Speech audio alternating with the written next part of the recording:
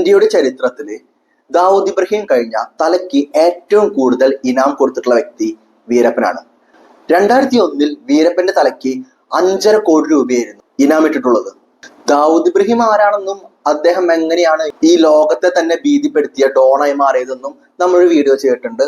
എന്റെ വീഡിയോ സ്ഥിരമായി ഫോളോ ചെയ്യുന്നവര് ആ വീഡിയോ കണ്ടിട്ടുണ്ടാവും. ഇന്ന് നമ്മൾ പറയാൻ പോകുന്നത് the second most wanted criminal in India വീരപ്പനായിരുന്നു. അദ്ദേഹത്തെ പറ്റിയാണ്. വർഷം 2004 ഒക്ടോബർ 18 ധർമ്മപുരി ജില്ലയിലെ പാപ്പാരപ്പെട്ടിയിൽ 30ഓളം STF കമാൻഡോസ് ആണ് ഈ ഒരൊറ്റ മനുഷ്യനെ വധിക്കാനായി നിന്നത്. വീരപ്പനെ ലക്ഷ്യം വെച്ച് അന്ന് 20 മിനിറ്റിൽ 355 ബുള്ളറ്റുകളായിരുന്നു STF കമാൻഡോസ് ഉപയോഗിച്ചത്. തമിഴ്നാട്, കേരള, കർണാടക ഈ 3 സംസ്ഥാനങ്ങളും ഒന്നിച്ചു ചേരുന്ന അതിർത്തിയിൽ വലിയൊരു കാടാണ്. 14,000 സ്ക്വയർ കിലോമീറ്റർ നിറഞ്ഞു കിടക്കുന്ന വൻ കാട്. ഈ കാടിനുള്ളിൽ 400ഓളം ഗ്രാമമുണ്ട്. ഈ കാടിനെ 20 വർഷത്തോളം അടക്കി ഭരിച്ച ഒരു ഇതിഹാസ പുത്രന്റെ കാടിന്റെ മകന്റെ കഥയാണ് നമ്മൾ ഇന്ന് പറയാൻ പോകുന്നത്. വീരപ്പന്റെ കഥ. വീരപ്പൻ നല്ലവനോ കെട്ടവനോ എന്ന് നമുക്ക് തീർത്തും പറയാനാകില്ല.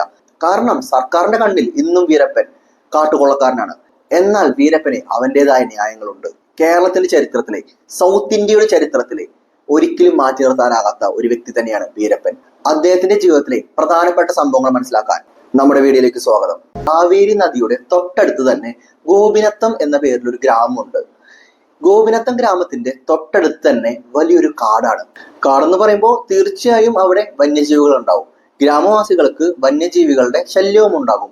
അതുകൊണ്ട് തന്നെ വന്യജീവികളെ ഓടിക്കാനായി ഗ്രാമവാസികളിൽ പലരുടെ കയ്യിലും തോക്കുകളുണ്ട്. ചില തോക്കുകൾ ലൈസൻസ് ഉള്ളതാണ്. എന്നാൽ ഭൂരിഭാഗം തോക്കുകളും ലൈസൻസ് ഇല്ലാതെയാണ് ഗ്രാമവാസികൾ ഉപയോഗിച്ചുകൊണ്ടിരുന്നത്. ചിലപ്പോഴൊക്കെ റെയ്ഡ് ഉണ്ടാവും, ചില തോക്ക് പിടിച്ചുകൊണ്ടുപോകും. എന്നാലും ഭൂരിഭാഗം തോക്കുകളും റെയ്ഡിൽ കാണാത്ത രീതിയിൽ ഒളിപ്പിച്ചു വെച്ച് ഗ്രാമവാസികൾ സ്ഥിരമായി ഉപയോഗിച്ചു വന്നിരുന്നു. ഈ ഗ്രാമത്തിൽ ജനിച്ച വീരപ്പൻ ചെറുപ്രായം മുതലേ തോക്ക് ഉപയോഗിക്കുന്നുണ്ട്. അങ്ങനെയാണ് വീരപ്പൻ കൊച്ചു പ്രായം മുതലേ ഒരു ഷാർപ്പ് ഷൂട്ടർ എന്ന ലെവലിലേക്ക് ഉയർന്നു വരുന്നത്. വേട്ടയാടാനായി വീരപ്പൻ ഉപയോഗിച്ചിരുന്നത് ഇന്ന് കാലത്തെ വലിയ മെഷീൻ ഗണ്ണൊന്നുമല്ല, സാധാരണ നാടൻ തോക്ക് ഉപയോഗിച്ച് എത്ര ദൂരെയുള്ള ലക്ഷ്യത്തെയും വീരപ്പൻ വെടിവെച്ച് വീഴ്ത്തുമായിരുന്നു. പിന്നെ അറിയാമല്ലോ, ഗ്രാമമാണ്, അവിടെ വലിയ രീതിയിലുള്ള വികസനങ്ങളൊന്നുമില്ല.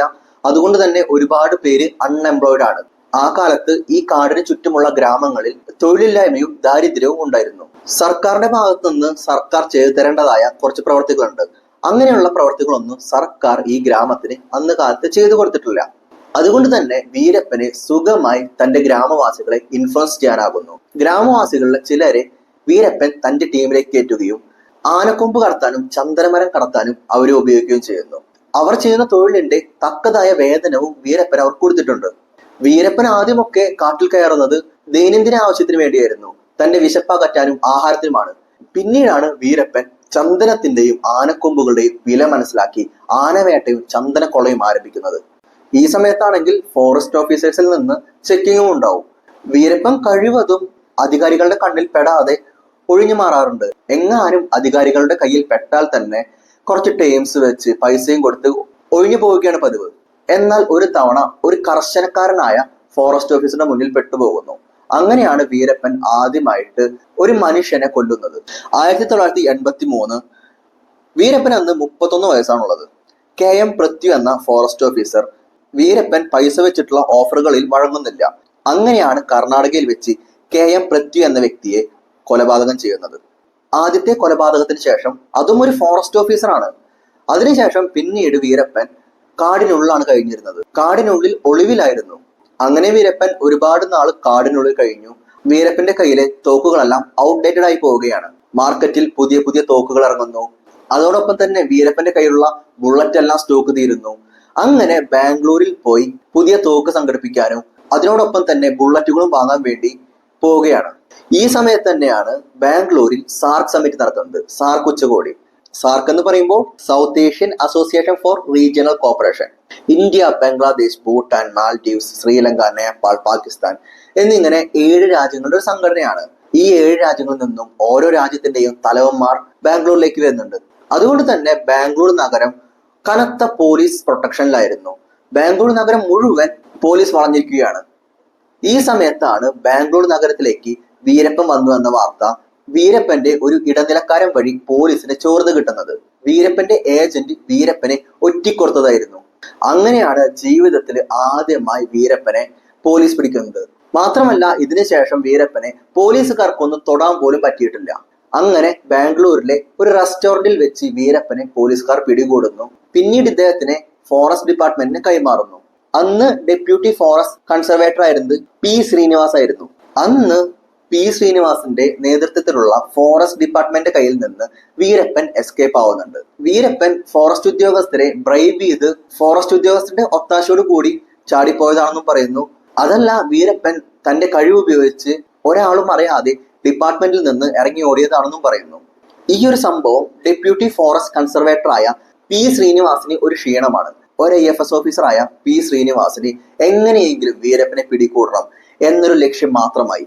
ശേഷം പിന്നീട് 1990കളിലും വീരപ്പൻ 3 പോലീസുകാരെ കൊല്ലുന്നുണ്ട്. അതേ വർഷം തന്നെ 1990കളിലാണ് വീരപ്പനെ പിടിക്കാൻ വേണ്ടി കർണാടക സർക്കാരിന്റെ ഭാഗത്ത് നിന്ന് ഒരു STF രൂപീകരിക്കുന്നത്. STF എന്ന് പറയുന്നത് സ്പെഷ്യൽ ടാസ്ക് ഫോഴ്സ് എന്നാണ്. ഈ സ്പെഷ്യൽ ടാസ്ക് ഫോഴ്സിൽ പി ശ്രീനിവാസും കൂടി അംഗമാവുന്നു. ഞാൻ നേരത്തെ പറഞ്ഞു, വീരപ്പൻ ഇരിക്കുന്നത് 14,000 സ്ക്വയർ കിലോമീറ്റർ വരുന്ന നിഗൂഢമായ ഒരു വനത്തിലാണ്. ഈ വനത്തിൽ വന്യജീവികളുണ്ട്. ട്രാൻസ്പോർട്ടേഷനും എളുപ്പമല്ല, നല്ല രീതിയിലുള്ള റോഡൊന്നുമില്ല. മാത്രമല്ല, ഏതൊരു ഫോറസ്റ്റ് ഉദ്യോഗസ്ഥനെക്കാളും കാടിനെ പറ്റി, കാടിന്റെ ഭാഷയും കാട് എന്താണെന്നും വീരപ്പന് നന്നായി അറിയാം. അതുകൊണ്ട് കാട്ടിൽ കയറി വീരപ്പനെ പിടിക്കാൻ ആ ഗ്രാമത്തിലെ നാട്ടുകാരുടെ സപ്പോർട്ട് അത്യാവശ്യമാണ്. അതുകൊണ്ട് തന്നെ പി ശ്രീനിവാസൻ ഒരു സൈക്കോളജിക്കൽ മൂവ്മെന്റ് ആണ് നടത്തിയത്. ഞാൻ പലവട്ടം കാട് കാട് എന്നാണ് പറഞ്ഞത്. ഈ കാടിന്റെ പേര് സത്യമംഗലം എന്നാണ്. സത്യമംഗലം എന്ന് പറയുന്നത് വെസ്റ്റേൺ ഗട്ട്സിന്റെ ഒരു ഭാഗമാണ്. സത്യമംഗലം കാടിന് അടുത്തുള്ള ഗ്രാമവാസികളെ ഇൻഫ്ലുവൻസ് ചെയ്യാൻ പി ശ്രീനിവാസ് ശ്രമിക്കുന്നു. ഗ്രാമവാസികൾക്ക് അത്യാവശ്യമായി വേണ്ട ബേസിക് ആയിട്ടുള്ള ഫെസിലിറ്റീസ് അറേഞ്ച് ചെയ്യുന്നു. ഗ്രാമങ്ങളിൽ കിണറുണ്ടാക്കുന്നു, ഡിസ്പെൻസറി ഉണ്ടാക്കുന്നു, ക്ഷേത്രങ്ങൾ വരെ പി ശ്രീനിവാസ് ഗ്രാമവാസികൾക്ക് പണിതു കൊടുക്കുന്നു. വീരപ്പന്റെ സഹോദരങ്ങളാണ് അർജുനും മാരിയമ്മാളും. അർജുനെയും മാരിയമ്മാളെയും വരെ പി ശ്രീനിവാസ് സ്വാധീനിക്കാൻ നോക്കുന്നു. പി ശ്രീനിവാസ് ഗ്രാമത്തിൽ സ്ഥാപിച്ച ഡിസ്പെൻസറിയിൽ വീരപ്പന്റെ സഹോദരിയായ മാരിയമ്മാളിനെ ജോലിയിൽ കയറ്റുന്നു. ഗ്രാമവാസികൾക്കിടയിൽ പി ശ്രീനിവാസിന്റെ വർദ്ധിച്ചു വരുന്ന സ്വാധീനം വീരപ്പനെ ചെറുതായിട്ട് ടെൻഷനിലാക്കുന്നുണ്ട്. കാരണം ഏതെങ്കിലും ഗ്രാമവാസികൾ മാത്രമല്ല, സ്വന്തം കുടുംബത്തിലുള്ളവർ വരെ നിലവിൽ പി ശ്രീനിവാസന്റെ ഭാഗത്താണ് നിൽക്കുന്നത്. ഇവരാരെങ്കിലും തന്നെ ഒറ്റിക്കൊടുത്താൽ ഏതു നിമിഷവും പിടിക്കപ്പെടാമെന്ന് വീരപ്പൻ അറിയാമായിരുന്നു. ആ ഇടയ്ക്കാണ് പോലീസുകാരുടെ ഭാഗത്ത് നിന്ന് വീരപ്പന്റെ സിസ്റ്ററുടെ നേർക്ക് മോശമായ ഒരു പ്രവൃത്തി ഉണ്ടാകുന്നത്. പോലീസുകാർ വന്ന് വീരപ്പന്റെ സിസ്റ്ററായ മാരിയമ്മാളിനെ കസ്റ്റഡിയിൽ എടുക്കുന്നു. കസ്റ്റഡിയിൽ വെച്ച് എന്താണ് നടന്നതെന്ന് ഇപ്പോഴും വ്യക്തമല്ല. വീരപ്പനടക്കം പറയുന്നത് കസ്റ്റഡിയിൽ വെച്ച് മാരിയമ്മാളിനെ സെക്ഷലി അസൾട്ട് ചെയ്തെന്നാണ്. മാരിയമ്മാൾ ഈ കാര്യം ശ്രീനിവാസിനോട് പറയുന്നുണ്ട്. എന്നാൽ ശ്രീനിവാസ് മാരിയമ്മാളിന്റെ വാക്കുകൾ കേൾക്കുന്നില്ല. മുമ്പ് അവരോട് കാണിച്ച രീതിയിലുള്ള സമീപനമൊന്നുമല്ല ഇപ്പോൾ കാണിക്കുന്നത്. കാര്യങ്ങൾ ഇങ്ങനെയെല്ലാം വഷളായതുകൊണ്ട് മാരിയമ്മാൾ ജീവൻ ഒടുക്കുകയാണ്. സ്വന്തം സഹോദരി പോലീസിന്റെ ഭാഗത്ത് നിന്ന് ഇത്തരത്തിൽ മോശം ഒരു പ്രവൃത്തി ഉണ്ടായതുകൊണ്ട് ആത്മഹത്യ ചെയ്തത് വീരപ്പനെ കടുത്ത ദേഷ്യത്തിലാക്കുന്നു. പിന്നീട് വീരപ്പന് പി ശ്രീനിവാസിനോട് കടുത്ത കലിയായിരുന്നു. എങ്ങനെയെങ്കിലും പി ശ്രീനിവാസിനെ വകവരുത്തണം എന്ന് മാത്രമാണ് വീരപ്പന് പിന്നീടുണ്ടായിരുന്നത്. അങ്ങനെ 1991 ഒരു നവംബർ മാസം വീരപ്പന്റെ സഹോദരൻ അർജുനൻ പി ശ്രീനിവാസിനെ പോയി കാണുന്നു. അർജുനനും പി ശ്രീനിവാസും നല്ല ടീംസിലാണ്. ഞാൻ നേരത്തെ പറഞ്ഞല്ലോ, ഗ്രാമവാസികളെ സ്വാധീനിക്കുന്ന കൂട്ടത്തിൽ തന്നെ വീരപ്പന്റെ സഹോദരനായ അർജുനെയും പി ശ്രീനിവാസ് സ്വാധീനിക്കുന്നുണ്ട്. അങ്ങനെ അർജുൻ പി ശ്രീനിവാസിന് ഒരു വിവരം കൈമാറുകയാണ്. അണ്ണൻ നിങ്ങളുടെ മുന്നിൽ സറണ്ടർ ആകും. എന്നാൽ അണ്ണന് കുറച്ച് ടേംസ് ഉണ്ട്. അത് നിങ്ങളോട് മാത്രം ഒറ്റയ്ക്ക് സംസാരിക്കണം. അതിനുശേഷം നിങ്ങൾക്ക് വീരപ്പനെ അറസ്റ്റ് ചെയ്ത് കൊണ്ടുപോകാമെന്ന് പി ശ്രീനിവാസിനോട് അർജുനൻ പറയുന്നു. ഇത് ഒരു ചതിയായിരുന്നു. പി ശ്രീനിവാസിനെ എങ്ങനെയെങ്കിലും വീരപ്പന്റെ മുന്നിലെത്തിക്കാനുള്ള അർജുനന്റെ ചതിയായിരുന്നു. വീരപ്പന്റെയും അർജുനന്റെയും ഭാഗത്തു നിന്നുണ്ടായ ഈ കൊടും ചതി മനസ്സിലാക്കാൻ പി ശ്രീനിവാസിന് അന്ന് സാധിച്ചിരുന്നില്ല. പി ശ്രീനിവാസ് ഭയങ്കര സന്തോഷത്തിലായിരുന്നു. കാരണം പോലീസുകാർ പല തവണ ശ്രമിച്ചു വീരപ്പനെ പിടിക്കാൻ, നിരവധി ഓപ്പറേഷൻസ് നടത്തി. എന്നിട്ടൊന്നും വീരപ്പനെ ഒന്ന് തൊടാൻ പോലും പറ്റുന്നില്ല. എന്നാൽ താൻ തന്റെ ബുദ്ധി ഉപയോഗിച്ച് നയതന്ത്രപരമായി നീങ്ങി വീരപ്പനെ കൈയോടെ പിടികൂടുന്നു. ഇങ്ങനെയൊരു സ്വപ്നമായിരുന്നു പി ശ്രീനിവാസ് കണ്ടത്. അങ്ങനെ അർജുനന്റെ വാക്കും വിശ്വസിച്ച് വീരപ്പനെ കാണാനായി ഒറ്റയ്ക്ക് പി ശ്രീനിവാസ് കാട്ടിലേക്ക് പോവുകയാണ്. കാടിന് നടുക്കെത്തിയപ്പോൾ വീരപ്പൻ ഒരു തോക്കുമായി ഒരു നിഗൂഢ ചിരിയുമായി നിൽക്കുന്നുണ്ട്. കണ്ടുകിട്ടിയ നിമിഷം തന്നെ പോയിന്റ് ബ്ലാങ്കിൽ വെച്ച് വീരപ്പൻ പി ശ്രീനിവാസനെ വെടിവെച്ച് വീഴ്ത്തുകയാണ്. അങ്ങനെയാണ് വീരപ്പൻ ഹൈ പ്രൊഫൈലുള്ള ഒരു ഉദ്യോഗസ്ഥനെ കൊല്ലുന്നത്. ഒരു IFS കാരനെ വീരപ്പൻ കൊന്നിരിക്കുന്നു. കൊന്നുവെന്ന് മാത്രമല്ല, കൊന്നതിന് ശേഷം തല വെട്ടിയെടുത്ത് ആ തല കൊണ്ട് ഫുട്ബോൾ കളിച്ചു എന്ന് പറയുന്നുണ്ട്. പി ശ്രീനിവാസന്റെ ശരീരം സംസ്കരിക്കാൻ തല ബന്ധുക്കൾക്കോ ഗവൺമെന്റിനോ വിട്ടുകൊടുത്തില്ല. തന്റെ കലി അടങ്ങും വരെ ആ തലയും വെച്ച് ഫുട്ബോൾ കളിച്ച ശേഷം ഒരു കുന്നിന് മുകളിൽ ആ തല കൊണ്ടുപോയി വെക്കുകയായിരുന്നു. സംഭവങ്ങൾ ഇത്രയുമായ സ്ഥിതിക്ക് വീരപ്പന് പിന്നീട് മനുഷ്യരെ കൊല്ലാനും യാതൊരു പേടിയുമില്ലാതെയായി. തനിക്കെതിരെ നിൽക്കുന്നു, അല്ലെങ്കിൽ പോലീസിന്റെ ചാരന്മാരാണ്, തന്റെ ബിസിനസ്സിനെതിരെയാണ്, ഇങ്ങനെയൊക്കെ മനസ്സിലാക്കി കഴിഞ്ഞാൽ യാതൊരു ദാക്ഷിണ്യവും കൂടാതെ കൊന്നുകളയുമായിരുന്നു. പിന്നീട് 1992 കാലഘട്ടമായപ്പോൾ വീരപ്പനെതിരെയുള്ള തിരച്ചിൽ വളരെ ശക്തമായിരുന്നു. അന്ന് വീരപ്പനെ പിടിക്കാനുള്ള STFന്റെ നേതൃസ്ഥാനത്തുണ്ടായിരുന്നത് SP ഹരികൃഷ്ണയും സബ് ഇൻസ്പെക്ടർ ഷക്കീൽ അഹമ്മദുമാണ്. അങ്ങനെ ഒരു ഓപ്പറേഷന്റെ ഭാഗമായി വീരപ്പന്റെ വളരെ വിശ്വസ്തനായ ഒരു അനുയായി ഉണ്ട്. അദ്ദേഹത്തിന്റെ പേര് ഗുരുനാഥൻ എന്നാണ്. വീരപ്പന്റെ ലോയൽ ആയിട്ടുള്ള അനുയായിയായ ഗുരുനാഥനെ STF പിടിക്കുകയും STFന്റെ കസ്റ്റഡിയിൽ വെച്ച് ഗുരുനാഥൻ മരിച്ചു പോവുകയും ചെയ്തു. വീരപ്പന് അറിയാമായിരുന്നു യാതൊരു കാരണവശാലും ഗുരുനാഥൻ തന്നെ ഒറ്റുകൊടുക്കില്ല. വീരപ്പന് മനസ്സിലായി ഇത് പോലീസ് നടത്തിയ കൊലയാണ്. പിന്നീട് വീരപ്പന് STFനെ നയിച്ചുകൊണ്ടിരിക്കുന്ന SP ഹരികൃഷ്ണയോടും SI ഷക്കീൽ അഹമ്മദിനോടും കടുത്ത പകയായി. ഈ രണ്ടുപേരോടും റവഞ്ച് എടുക്കണം, ഈ രണ്ടുപേരെയും വകവരുത്തണം. വീരപ്പൻ എന്ന് പറയുന്നത് ഒന്നിങ്ങോട്ട് കിട്ടിയ മിണ്ടാതിരിക്കുന്ന ഒരാളല്ല, ഇങ്ങോട്ട് കിട്ടിയ 2 മടങ്ങാക്കി തിരിച്ചു കൊടുക്കും. അത്രത്തോളം പ്രതികാരദാഹിയായിരുന്നു. പിന്നീട് 1992 മെയ് 19 രാമപുരം പോലീസ് സ്റ്റേഷൻ ആക്രമിക്കുന്നുണ്ട്.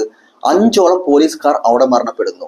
അതിനുശേഷം പോലീസിന്റെ ഭാഗത്ത് നിന്ന് ഒരു എൻകൗണ്ടർ വരുന്നു. വീരപ്പന്റെ കൂട്ടത്തിലെ 4 പേരെ വെടിവെച്ചു കൊല്ലുന്നു.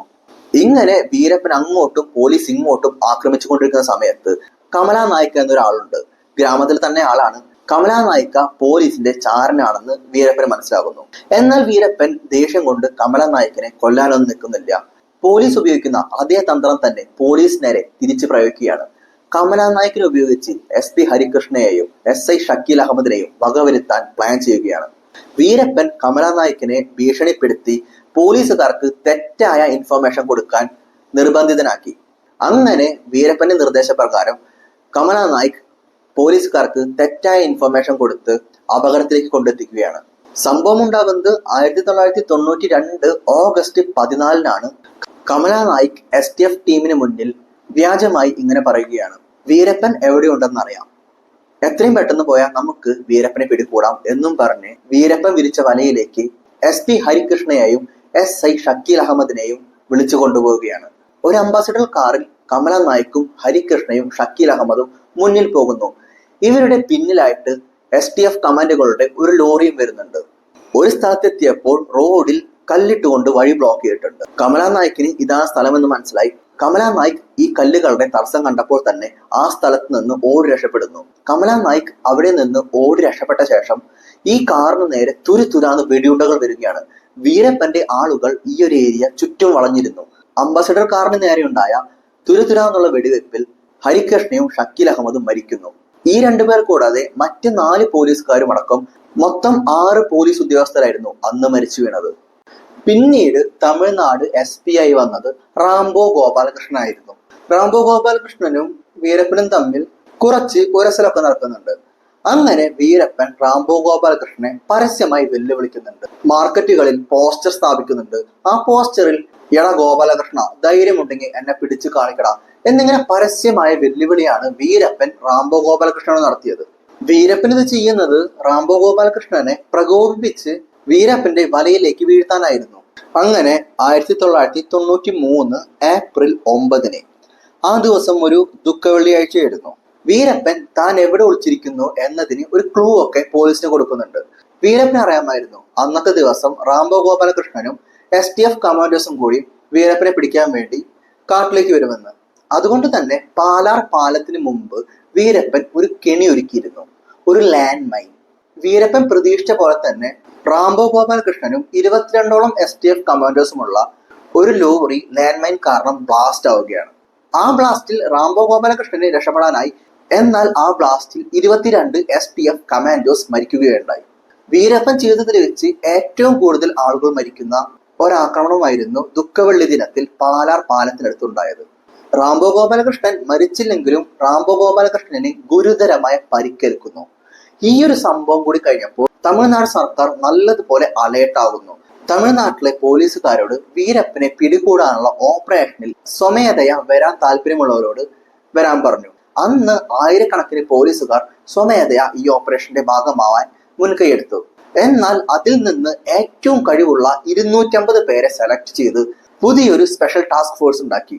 പുതിയതായി രൂപീകരിച്ച STFന് നേതൃത്വം കൊടുക്കുന്നത് വാൾട്ടർ ഐസക് ദേവാരമാണ്.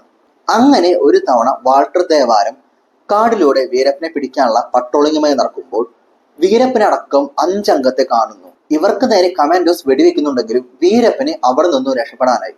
വീരപ്പന്റെ ടീമിന് നേരെ ഉണ്ടായ അപ്രതീക്ഷിതമായ ആ ഒരു വെടിവെപ്പിൽ വീരപ്പന്റെ ടീമിലെ 3 പേർ മരിക്കുന്നുണ്ട്. വീരപ്പനും മറ്റൊരു സഹായിക്കും രക്ഷപ്പെടാനുമായി. പിന്നീടും വർഷങ്ങൾ കഴിയുന്നു. 1995 ഈ സമയത്ത് വീരപ്പന്റെ സഹോദരനായ അർജുനന്റെ കാലിൽ ഒരു മുഴ വരുന്നുണ്ട്. കാടിനകത്ത് തന്നെ ഇരുന്നാൽ മുഴ വലുതായി ഭാവിയിൽ വലിയ പ്രശ്നമായേക്കാം. അതുകൊണ്ട് തന്നെ പുറത്ത് നാട്ടിൽ പോയി അർജുനനെ തന്റെ കാൽ ചികിത്സിക്കണം. പക്ഷെ അർജുനൻ എങ്ങാനും കാട് വിട്ടിറങ്ങിയാൽ ആ നിമിഷം പോലീസും ഫോറസ്റ്റ് ഡിപ്പാർട്ട്മെന്റും കൂടി അർജുനെ പിടിക്കും. അതുകൊണ്ട് തന്നെ വീരപ്പൻ മറ്റൊരു കളി കളിക്കുകയാണ്. തമിഴ്നാട് DSP ആയിരുന്ന ചിദംബരനാഥിനെ വീരപ്പനും സംഘവും കിഡ്നാപ്പ് ചെയ്യുന്നു. ചിദംബരത്തെ തന്റെ അനുജന്റെ ചികിത്സയ്ക്കുള്ള ഒരു ജാമ്യമാക്കി വെക്കുകയായിരുന്നു. തന്റെ അനുജൻ അർജുനൻ ചികിത്സയും കഴിഞ്ഞ് സേഫായി കാട്ടിലേക്ക് തിരിച്ചെത്തിയാൽ മാത്രമേ DSP ചിദംബരനാഥിനെ തിരിച്ചയക്കുകയുള്ളൂ. മാത്രമല്ല തിരിച്ചയക്കാൻ മോചനദ്രവ്യമായി ചോദിച്ചത് 1000 കോടി രൂപയായിരുന്നു. എന്നാൽ ഈ ഒരു പ്ലാനിൽ വീരപ്പന്റെ ചില പദ്ധതികളൊക്കെ പാളിപ്പോകുന്നുണ്ട്. STF കമാൻഡോസ് ഒരു സ്പെഷ്യൽ ഓപ്പറേഷൻ നടത്തി DSP ചിദംബരനാഥിനെ വീരപ്പന്റെ കസ്റ്റഡിയിൽ നിന്ന് വീണ്ടെടുക്കുന്നു. DSP ചിദംബരനാഥിനെ സേഫായി റിക്കവർ ചെയ്തതിനു ശേഷം ചികിത്സയ്ക്കായി പുറത്തിറങ്ങിയ വീരപ്പന്റെ അനിയൻ അർജുനനെ പോലീസുകാർ പിടികൂടുന്നു. പോലീസിന്റെ ചോദ്യം ചെയ്യലിന്റെ ഇടയിൽ കസ്റ്റഡിയിൽ വെച്ച് തന്നെ അർജുനനും മരിക്കുന്നു. ഔദ്യോഗിക രേഖകൾ അനുസരിച്ച് പോലീസ് പറയുന്നത് വീരപ്പന്റെ അനിയൻ അർജുനൻ പോലീസ് കസ്റ്റഡിയിൽ വെച്ച് സൈനൈഡ് കഴിച്ച് ആത്മഹത്യ ചെയ്യുകയായിരുന്നു എന്നാണ്. എന്നാൽ വീരപ്പൻ ശക്തമായി വിശ്വസിച്ചിരുന്നത് പോലീസുകാരുടെ മർദ്ദനം കാരണമാണ് അർജുനൻ മരിച്ചതെന്ന്. പിന്നീട് വർഷം 2000 വീരപ്പന്റെ ഭാഗത്തു നിന്ന് നടന്നത് ഇന്ത്യൻ രാഷ്ട്രീയത്തെയും സിനിമാ ലോകത്തെയും പിടിച്ചു കുലുക്കിയ ഒരു സംഭവമാണ്. ഒരു ഹൈ പ്രൊഫൈൽ കിഡ്നാപ്പിംഗ്. ആ കാലത്തെ വളരെ പ്രശസ്തനായ ഒരു കന്നഡ ചലച്ചിത്ര നടനായിരുന്നു രാജ്കുമാർ. ഇന്ന് കാലത്ത് നമ്മൾ മലയാളികൾക്ക് മമ്മൂട്ടിയും മോഹൻലാലും എങ്ങനെയാണോ അത്രത്തോളം പോപ്പുലാരിറ്റി ഉള്ള ഒരു കന്നഡ ആക്ടറെ വീരപ്പൻ കിഡ്നാപ്പ് ചെയ്യുന്നു. രാജ്കുമാർ എന്ന് പറയുന്നത് 200-ൽ പരം സിനിമകളിൽ അഭിനയിച്ച ഒരാളാണ്. അദ്ദേഹത്തിന് ഒരുപാട് ഫാൻസ് ഉണ്ട്. പിന്നെ ആ കാലമാണ് 2000 കാലഘട്ടത്തിൽ പ്രത്യേകിച്ച് തമിഴന്മാരും കന്നഡക്കാരും സിനിമ എന്ന് പറയുമ്പോൾ തലയിൽ കൊണ്ടു നടക്കുന്ന ഒരു കാര്യമാണ്. 2000 ജൂലൈ 30-നായിരുന്നു വീരപ്പനും സംഘവും രാജ്കുമാറിനെ തട്ടിക്കൊണ്ടുപോകുന്നത്. ഇതിനുശേഷം ജനങ്ങളുടെ ഭാഗത്തു നിന്ന് വ്യാപകമായ പ്രതിഷേധവും രാജ്കുമാറിന്റെ സുരക്ഷയെ പറ്റി ആശങ്കയും ഉണ്ടായി. രാജ്കുമാറിനെ തിരിച്ചയക്കാൻ വേണ്ടി വീരപ്പൻ നിരവധി ആവശ്യങ്ങൾ ഉന്നയിച്ചു. അതിൽ പ്രധാനമായത് ചില തമിഴ് തീവ്രവാദികളെയും വീരപ്പന്റെ കൂട്ടാളികളെയും ജയിലിൽ നിന്ന് മോചിപ്പിക്കണമെന്നും മോചനദ്രവ്യമായി പൈസയും ചോദിച്ചു. എത്ര രൂപയാണ് ചോദിച്ചതെന്ന് ഇന്നും വ്യക്തമല്ല. ഞാൻ റെഫർ ചെയ്ത ഒരു ഭാഗത്തും എത്ര രൂപയാണ് ചോദിച്ചതെന്ന് എവിടെയും കാണിച്ചിട്ടില്ല. അങ്ങനെ രാജ്കുമാറിന്റെ സുരക്ഷയ്ക്ക് വേണ്ടി വീരപ്പനും സർക്കാരും തമ്മിൽ വിലപേശൽ നടക്കുന്നുണ്ട്. വീരപ്പൻ ഒരിക്കലും നേരിട്ട് സർക്കാരിന് മുന്നിൽ പോകുന്നില്ല. വീരപ്പൻ തന്റെ ഇടനിലക്കാരെ വെച്ചിട്ടാണ് സർക്കാരിന് മുന്നിൽ ആവശ്യങ്ങൾ ഉന്നയിച്ചത്. വീരപ്പന്റെ ഇടനിലക്കാർ എന്ന് പറയുമ്പോൾ ഏറ്റവും പ്രധാനമായി പറയേണ്ടത് നക്കീരൻ എന്നൊരു പത്രമുണ്ട്, ഒരു മാഗസിൻ. ആ മാഗസീനിലെ ഒരു ജീവനക്കാര ഗോപാൽ, നക്കീരൻ ഗോപാലുമായിട്ടായിരുന്നു തമിഴ്നാട് സർക്കാരും വീരപ്പനും ഇൻഫർമേഷൻ കൈമാറിക്കൊണ്ടിരുന്നത്. നക്കീരൻ ഗോപാലിന് വീരപ്പനുമായി നേരിട്ടുള്ള കോണ്ടാക്ട് ഉണ്ടായിരുന്നു. ഇന്നും ഈ കാലത്തും വീരപ്പനെ പറ്റി കൂടുതൽ രേഖകൾ കിട്ടുന്നത് നക്കീരൻ ഗോപാലൻ പോലെയുള്ള മാധ്യമ പ്രവർത്തകരുടെ പ്രസിദ്ധീകരണങ്ങളിൽ നിന്നാണ്. അങ്ങനെ നിരവധി റൗണ്ട് ചർച്ചകൾ കഴിഞ്ഞ് രാജ്കുമാറിനെ കിഡ്നാപ്പ് ചെയ്ത് 108 ദിവസങ്ങൾക്ക് ശേഷം രാജ്കുമാറിനെ വീരപ്പൻ വിട്ടയക്കുകയാണ്. വിട്ടയക്കാനുണ്ടായ സാഹചര്യത്തെ പറ്റി വ്യക്തമായി ധാരണയൊന്നുമില്ല. അതിനെപ്പറ്റിയുള്ള വിശദ വിവരങ്ങൾ സർക്കാർ പബ്ലിക്കിനോട് ഡിസ്ക്ലോസ് ചെയ്തിട്ടില്ല. ഇന്നും പബ്ലിക്കിനുള്ളത് ഊഹാപോഹങ്ങളാണ്. മോചനദ്രവ്യം കൊടുത്തെന്ന് പറയുന്നു, അതോ നയതന്ത്രപരമായി കുറച്ച് ചർച്ചകൾ നടത്തി വീരപ്പൻ രാജ്കുമാറിനെ സ്വമേധയാ വിട്ടയച്ചാണെന്ന് പറയുന്നു. ഇതുകൂടാതെ വീരപ്പന്റെ കസ്റ്റഡിയിൽ രാജ്കുമാറിന് ആരോഗ്യപരമായ ബുദ്ധിമുട്ടുകൾ നേരിടുകയും അതുകൊണ്ടാണ് വീരപ്പൻ രാജ്കുമാറിനെ തിരിച്ചയച്ചതെന്നും പറയുന്നു. ഇതിൽ ഏതാണ് നടന്നതെന്ന് ഇപ്പോഴും ഔദ്യോഗികമായ രേഖകളൊന്നുമില്ല. കാര്യം എന്തൊക്കെയായാലും വീരപ്പൻ ഈ രാജ്കുമാറിനെ ആരാധിച്ചിരുന്ന ഒരു വ്യക്തിയാണ്. അതുകൊണ്ട് തന്നെ രാജ്കുമാർ വീരപ്പന്റെ കസ്റ്റഡിയിൽ ഇരിക്കുമ്പോൾ വീരപ്പൻ രാജ്കുമാറിനെ വളരെ മാന്യമായി തന്നെയാണ് പെരുമാറിയത്. ഇതിനെപ്പറ്റി രാജ്കുമാർ തന്നെ സ്വയം പറയുന്നുണ്ട്. ഇന്ത്യൻ സിനിമാ ചരിത്രത്തിൽ തന്നെ ഇത്രയും സെൻസേഷണൽ ആയ ഈ ഒരു കാര്യത്തെ പറ്റി രാജ്കുമാർ വളരെ ചുരുക്കം കാര്യം മാത്രമേ പറഞ്ഞിട്ടുള്ളൂ. അതിൽ പ്രധാനമായത് വീരപ്പൻ തന്നോട് മോശമായൊന്നും പെരുമാറിയില്ല, തികഞ്ഞ മാന്യത കൂടി തന്നെയാണ് പെരുമാറിയതെന്നാണ്. പിന്നീട് 2002, 2003 കാലഘട്ടങ്ങളിൽ ലോകത്തിൽ തന്നെ വീരപ്പൻ ഫേമസ് ആകുന്നു. ലോകത്തിലെ വിവിധ മാഗസീനുകൾ വീരപ്പനെ പറ്റി കവർ സ്റ്റോറി ചെയ്യാൻ തുടങ്ങി. ഇത്രയൊക്കെ ആയ സ്ഥിതിക്ക് വീരപ്പനെ പിടിക്കുക എന്ന് പറയുന്നത് തമിഴ്നാടിന്റെയും കേരളത്തിന്റെയും കർണാടകയുടെയും വലിയൊരു ആവശ്യമായി മാറുന്നു. പിന്നീട് വീരപ്പനെ പിടിക്കാനുള്ള ഓപ്പറേഷനുകൾക്ക് നേതൃത്വം നൽകിയത് കെ വിജയകുമാർ IPS ആയിരുന്നു. എത്ര വലിയ കൊമ്പൻ വന്നാലും വീരപ്പനെ പിടിക്കുക എന്ന് പറയുന്നത് വളരെ പാടാണ്. പാമ്പും തേളും മുതൽ ആനയും ചെന്നായും വരെയുള്ള കാടിലൂടെ വേണം തിരച്ചിൽ നടത്താൻ. തിരച്ചിൽ നടത്താൻ നല്ലൊരു റോഡ് പോലുമില്ല. കാടിനകത്തുള്ള 400 ഗ്രാമങ്ങൾ. ഈ 400 ഗ്രാമങ്ങളുടെ ഹീറോ എന്ന് പറയുന്നത് വീരപ്പനാണ്. നാടിന് വേണ്ടി ശബ്ദമുയർത്തുന്ന, നാടിന്റെ വികസനത്തിന് വേണ്ടി ശബ്ദമുയർത്തുന്ന ഒരാളായിരുന്നു വീരപ്പൻ. അങ്ങനെ ഇരിക്കുമ്പോഴാണ് വീരപ്പന്റെ കണ്ണിന് തിമിരം ബാധിക്കുന്നത്. പ്രായമായി വരികയാണ്. സ്വാഭാവികമായും ആളുകൾക്ക് വരുന്നത് പോലെ തിമിരം ബാധിക്കുന്നു. വീരപ്പന്റെ ഇടത്തെ കണ്ണിന്റെ കാഴ്ച ഏതാണ്ട് പൂർണ്ണമായും ഇല്ലാതെയായിരിക്കുന്നു. വീരപ്പൻ മുഴുവൻ സമയവും കാട്ടിലിരിക്കുകയാണെങ്കിലും വീരപ്പന് ഇടനിലക്കാരായി അല്ലെങ്കിൽ വീരപ്പന് സഹായികളായി പുറത്തൊരുപാട് പേരുണ്ട്. അല്ലാതെ വീരപ്പന് ഒന്നും ചെയ്യാൻ പറ്റില്ല. ഒറ്റയ്ക്ക് കാട്ടിലിരിക്കുകയാണെങ്കിൽ എന്താണ് പുറത്ത് നടക്കുന്നത് എന്നൊന്നും അറിയില്ല. വീരപ്പൻ തന്റെ ഓപ്പറേഷൻ എല്ലാം ചെയ്തു വന്നത് പുറത്തുള്ള ഇടനിലക്കാരെ കൊണ്ടാണ്. വീരപ്പന്റെ കൂട്ടത്തിലുള്ള ചില ഇടനിലക്കാരെ STFന് സ്വാധീനിക്കാനാകുന്നു. അങ്ങനെ വീരപ്പന്റെ ചില വിവരവും ചോർന്നു കിട്ടുന്നുണ്ട്. അങ്ങനെയാണ് 2004 ഒക്ടോബർ 18 വീരപ്പൻ തന്റെ കണ്ണിന്റെ ചികിത്സയ്ക്ക് വേണ്ടി ധർമ്മപുരി ജില്ലയിലെ പാപ്പരപ്പെട്ടി വഴി ഹോസ്പിറ്റലിലേക്ക് പോകുമെന്ന് ഒരു ഇടനിലക്കാരൻ വഴി SPFന് ഇൻഫോർമേഷൻ കിട്ടുന്നത്. വീരപ്പൻ പോകുന്ന വഴി മുൻകൂട്ടി മനസ്സിലാക്കി കെ വിജയകുമാറിന്റെ നേതൃത്വത്തിലുള്ള SPF കമാൻഡോസ് ആ വഴി ഒരു ലോറി കുറുകെയിട്ട് ബ്ലോക്ക് ആക്കുന്നു. വീരപ്പനുമായി വന്ന ആംബുലൻസ് ആ ലോറി കണ്ട് അവിടെ ചവിട്ടുന്നു. ഇത് വീരപ്പന്റെ ജീവിതത്തിലെ അവസാനത്തെ ഏതാനും നിമിഷങ്ങളായിരുന്നു. ആ സമയത്ത് വീരപ്പനെ നമ്മൾ ഒരുപാട് ഫോട്ടോകളിൽ കണ്ട പോലെ ആ കട്ടി മീശയൊന്നുമില്ല. മീശയെല്ലാം ട്രിം ചെയ്ത് കുറ്റി മീശയാക്കി വെച്ചിരുന്നു. തന്റെ വേഷം കണ്ട് ഹോസ്പിറ്റലിൽ നിന്ന് ആർക്കും മനസ്സിലാകാതിരിക്കാനാണ് വീരപ്പൻ അങ്ങനെ ചെയ്തത്. നിർത്തിയിട്ടിരിക്കുന്ന ആ ആംബുലൻസിലേക്ക് ഒരു കമന്റിന് ശേഷം തുരുതുരാന്ന് വെടിവെക്കുകയാണ്. ആംബുലൻസിന് ചുറ്റും നിന്ന 30ഓളം STF കമാൻഡോകൾ 20 മിനിറ്റ് കൊണ്ട് 355 ബുള്ളറ്റ് ആംബുലൻസിനെ ലക്ഷ്യമാക്കി അയച്ചു. ഇതിൽ 2 ബുള്ളറ്റുകൾ വീരപ്പന്റെ ശരീരത്തിൽ കൊള്ളുന്നു. ഒരു ബുള്ളറ്റ് തലയ്ക്കാണ് കൊള്ളുന്നത്. തലയ്ക്ക് കൊണ്ട ആ ബുള്ളറ്റ് കാരണമാണ് വീരപ്പൻ ആംബുലൻസിൽ വെച്ച് മരണപ്പെടുന്നത്. ആ ഒരു സംഭവത്തോടു കൂടി തമിഴ്നാട് കർണാടക സർക്കാരിന്റെ 20 വർഷത്തെ തലവേദനയാണ് ഇല്ലാതെയായത്. ഇത് പറയുന്നതിന് കൂടെ തന്നെ നമ്മൾ പറയേണ്ട മറ്റൊരു കാര്യം ഉണ്ടായിരുന്നു. ആ ദിവസം 30ഓളം STF കമാൻഡോസ് ഒരു ആംബുലൻസ് വളഞ്ഞു നിൽക്കുന്ന ദിവസം. വീരപ്പനാണെങ്കിൽ നല്ലതുപോലെ കണ്ണ് കാണാനും ആകുന്നില്ല. വീരപ്പന്റെ കൂടെ സപ്പോർട്ടിന് ടീമും ഇല്ല. ശ്രമിച്ചാൽ വീരപ്പനെ ജീവനോടെ തന്നെ പിടിക്കാമായിരുന്നു. വീരപ്പനെ നീതിപീഠത്തിന് മുന്നിൽ കൊണ്ടുവരാമായിരുന്നു. നീതിപീഠത്തിന് മുന്നിൽ കൊണ്ടുവന്ന് വിചാരണ ചെയ്ത് തക്കതായ ശിക്ഷ വാങ്ങിക്കൊടുക്കാമായിരുന്നു. നിങ്ങൾ ഒരു കാര്യം മനസ്സിലാക്കണം. വീരപ്പൻ എന്ന ഒരൊറ്റ വ്യക്തിക്ക് കാട്ടിലിരുന്നു കൊണ്ട് ഇത്രയേറെ കുറ്റകൃത്യങ്ങൾ ചെയ്യാനാകില്ല. വീരപ്പൻ ആനക്കൊമ്പ് മുറിച്ചു, ചന്ദനം കടത്തി. എന്നാൽ എങ്ങോട്ട് കടത്തി? ഈ ചന്ദനം ആര് വാങ്ങി? ഈ ആനക്കൊമ്പുകൾ എങ്ങോട്ട് പോയി? ഇതിനെപ്പറ്റി യാതൊരു തെളിവുമില്ല. വീരപ്പൻ കടത്തിയ ചന്ദനത്തിന്റെയും ആനക്കൊമ്പുകളുടെയും കാര്യം നോക്കുകയാണെങ്കിൽ ഏതാണ്ട് 1000 കോടി ഇന്ത്യൻ രൂപ വരെ വരുന്ന അത്രത്തോളം ചരക്കുകൾ കാടിൽ നിന്ന് വീരപ്പൻ കടത്തിയിട്ടുണ്ട്. എന്നാൽ ഈ 1000 കോടി രൂപ എവിടെ പോയി? വീരപ്പന്റെ കയ്യിലില്ല.